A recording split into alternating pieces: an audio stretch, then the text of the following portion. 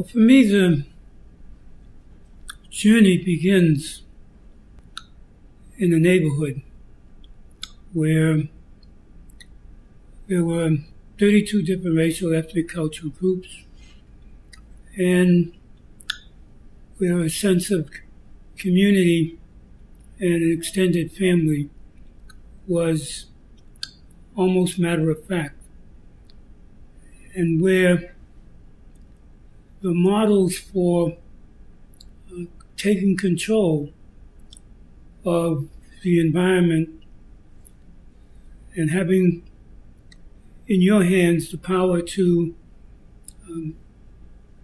make it work for you. So, for example, the times when it snowed, where the older fellas would get out their brooms and shovels and clean the street, sidewalks, everything, so that they could play their street games. And the way people shared goodies, resources with each other, the way we looked out for each other. And so you grow up in a neighborhood where you see 32 different racial, ethnic, cultural groups acting like, as I said, an extended family. So then you have a base which talks about inclusion. And then, for me, the work that comes later is built on the fact that the ways in which we related were one in which we really looked out for each other. I mean, getting a chance to live in that neighborhood also meant that the church that we went to, called the Church of All Nations, was a very important aspect of understanding that under one roof, people from different backgrounds could attend. I later learned that in many places that was not the case. But in any event, it was there, and the idea of breaking down the different racial groups came out of that, and one youth fellowship was formed as a way of developing leadership. So I said that it's the second thing that I participated in that had an impact on my view of the world. One very interesting thing that happened when I was 14, 15 years of age, I was selling newspapers. I'd been selling them since I was 12. In any event, the city had a system whereby you had to get licensed to do that, to sell newspapers or to shine shoes.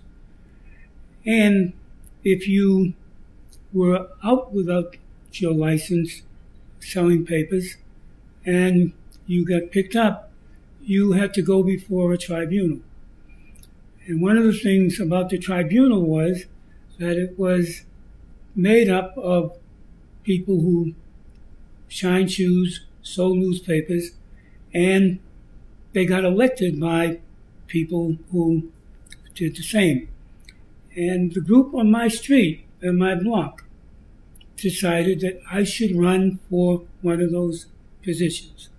And they organized, I believe it was the first Rainbow Coalition, a campaign. They went into their schools. They were in different schools. They got signatures, got on the ballot, and then later they went and convinced their classmates to support my candidacy. I should say our candidacy. Nonetheless, I did get elected, and for a couple of years, I served as one of those judges on the issues that came before us. So I recognize that, again, coming out of that neighborhood where people came together, and I like to use the term where all the tribes are welcome, the actions there built for me a belief in capacity and what could happen when you could bring different groups together. And so if I even fast forward to the Rainbow Coalition, which came out of my campaign for mayor, it was easy to have that as a symbol because I had grown up and lived under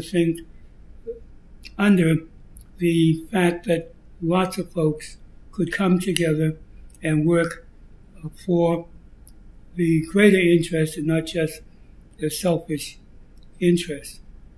The opportunity to go to college in the South was a big, big factor in my understanding of the issues of racism and problems that came from segregation. I think the thing that I would like to leave and have people think about is what I have said before about the idea that people have to see themselves as somebody, as being deserving and having a right.